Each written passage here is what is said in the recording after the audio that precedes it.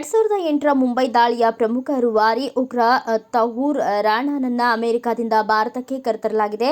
ಸದ್ಯ ರಾಣಾನನ್ನ ಕೋರ್ಟ್ 18 ದಿನಗಳ ಕಾಲ ರಾಷ್ಟ್ರೀಯ ತನಿಖಾ ದಳ ಕಸ್ಟಡಿಗೆ ನೀಡಿದ್ದು ಎನ್ಐಎ ಮುಂದಿನ ವಿಚಾರಣೆ ಕೈಗೊಂಡಿದೆ. ದೇಶದ ಹಲವು ಭಾಗಗಳಿಗೆ ರಾಣಾನನ್ನ ಕರೆದೊಯ್ಯುವ ಸಾಧ್ಯತೆ ಇದೆ ಎಂದು ಹೇಳಲಾಗುತ್ತಿದೆ. ಈ ನಡುವೆ ರಾಣಾ ಹಸ್ತಾಂತರ ವಿಚಾರ ಕುರಿತು ಮಾತನಾಡಿರುವ ಶಿವಸೇನಾ ಸಂಸದ ಸಂಜಯ್ ರಾವತ್, ರಾಣಾನನ್ನ ತಕ್ಷಣವೇ ಗಲ್ಲಿಗೇರಿಸಬೇಕು, ಆದರೆ ಬಿಹಾರ ಚುನಾವಣೆ ಸಂದರ್ಭದಲ್ಲಿ ಕೇಂದ್ರ ಸರ್ಕಾರ ಗಲ್ಲಿಗೇರಿಸಲಿದೆ ಎಂದು ಹೇಳಿದ್ದಾರೆ. ರಾಣಾನನ್ನ ಭಾರತಕ್ಕೆ ಕರೆತರಲು 16 ವರ್ಷ ಬೇಕಾಯಿತು, ಆದರೆ ಅವನನ್ನ ಹಸ್ತಾಂತರಿಸುವ ಪ್ರಕ್ರಿಯೆ ಕಾಂಗ್ರೆಸ್ ಆಡಳಿತದಲ್ಲಿಯೇ ಪ್ರಾರಂಭವಾಯಿತು. ಆದ್ದರಿಂದ ಅವನನ್ನ ಮರಳಿ ಕರೆತಂದಿದ್ದ ಕ್ರೆಡಿಟ್ ದೇಶಕ್ಕೆ ಸಲ್ಲುತ್ತದೆ. ಯಾರು ವೈಯಕ್ತಿಕವಾಗಿ ಕ್ರೆಡಿಟ್ ತೆಗೆದುಕೊಳ್ಳುವ ಅವಶ್ಯಕತೆ ಇಲ್ಲ. ಅಲ್ಲದೆ ತೌಹೂರ್ ರಾಣಾ ಭಾರತಕ್ಕೆ ಹಸ್ತಾಂತರಿಸಲಾದ ಮೊದಲ ಆರೋಪಿಯಲ್ಲ. ಇದಕ್ಕೂ ಮುನ್ನ 1993ರ ಸರಣಿ ಸ್ಫೋಟದ ಆರೋಪಿ ಅಬು ಸಲೀಂನನ್ನ ಕೂಡ ಭಾರತಕ್ಕೆ ಹಸ್ತಾಂತರಿಸಲಾಗಿತ್ತು ಎಂದು ನುಡಿದಿದ್ದಾರೆ.